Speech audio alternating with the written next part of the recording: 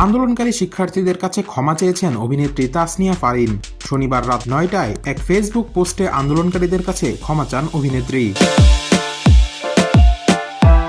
ফারিন লেখেন, এতগুলো দিন পার হয়ে যাওয়ার পর আমার কিছু বলা বা না বলাতে কিছু আসে যায় না, তবু মনে হচ্ছে আমার চুপ থাকাটাকে নিজের কাছে নিজের সহ্য হচ্ছে না। তিনি আরো লেখেন, আমি আমার নিজের নিরাপত্তার কথা চিন্তা করে নীরব ছিলাম, সাহসের অভাবে নীরব ছিলাম, নিজের স্বার্থের চেয়ে দেশের স্বার্থকে বড় করে দেখতে পারিনি। এই ব্যর্থতার দায় সম্পূর্ণ আমার।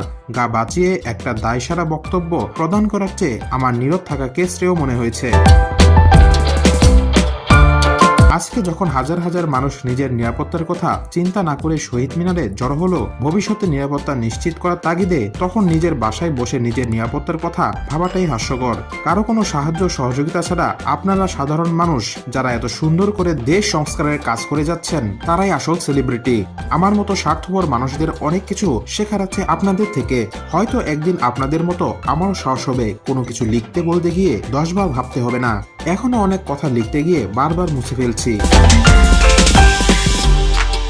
পোস্টের শেষে ফারিন বলেন, আপনাদের মনে কষ্ট দিয়েছি, আমি ক্ষমা প্রার্থী।